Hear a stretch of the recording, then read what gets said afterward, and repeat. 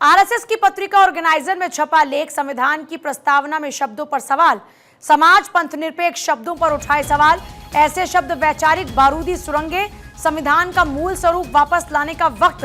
संविधान की प्रस्तावना से समाजवादी और धर्मनिरपेक्ष शब्द हटाने की मांग तेज होने लगी है। पहले आरएसएस महासचिव दत्तात्रेय होसबोले की ओर से मांग की गई, फिर आरएसएस से जुड़ी पत्रिका पांचजन्य और अब ऑर्गेनाइजर में इसे लेकर लेख छपा है। तो आरएसएस की पत्रिका ऑर्गेनाइजर में यह लेख छपा है जिसमें संविधान की प्रस्तावना में शब्दों पर सवाल है, समाज पंथ निरपेक्ष शब्दों पर सवाल उठाए गए हैं और ऐसे शब्द वैचारिक बारूदी सुरंगें हैं। संविधान का मूल स्वरूप वापस लाने का वक्त है। संविधान की प्रस्तावना से समाजवादी और धर्मनिरपेक्ष शब्द हटाने की मांग तेज होने लगी है। पहले आरएसएस महासचिव दत्तात्रेय होसबोले की ओर से मांग की गई और फिर आरएसएस से जुड़ी पत्रिका पांचजन्य और अब ऑर्गेनाइजर में इसे लेकर लेख छपा है। तो अब ये मांग और जोर पकड़ने लगी है। समाजवादी और धर्मनिरपेक्ष शब्द भारतीय संस्कृति और लोकतंत्र की आत्मा से मेल नहीं खाते।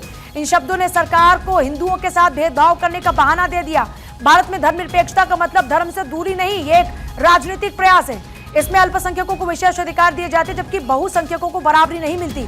ये शब्द हिंदुत्व को बदनाम करने के लिए इस्तेमाल किया गया। समाजवाद विफल और पुरानी विचारधारा है।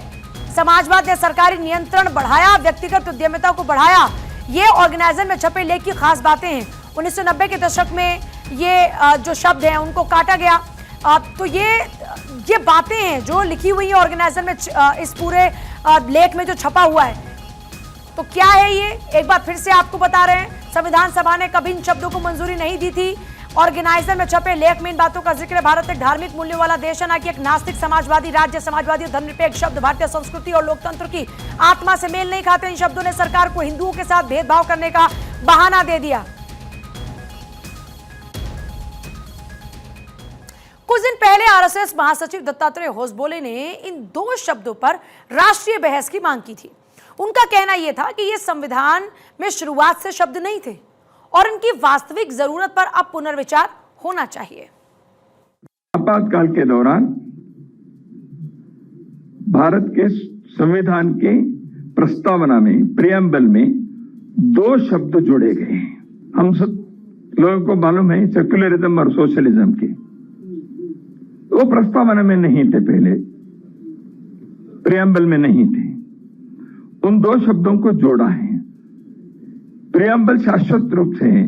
क्या सोशलिज्म के विचार आइडियोलॉजी के नाते क्या शाश्वत है भारत के लिए? क्योंकि मैं जानता हूं संविधान के निर्माता डॉक्टर बाबा साहेब अम्बेडकर जी के नाम जिस भवन पर है, उसमें मैं खड़े होकर बता रहा हूं कि बाबा साहेब अम्बेडकर ने जो संविधान बनाया था उसके प्रस्तावना में ये दो शब्द नहीं थे।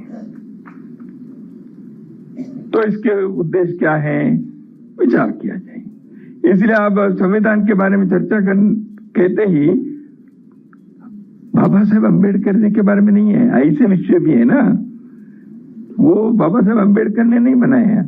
इमरजेंसी में जब देश के मौलिक अधिकार नहीं थे, देश के संसद नहीं था, न्यायांग पंगु बन गया था, उस समय आपने इसको जोड़ दिया।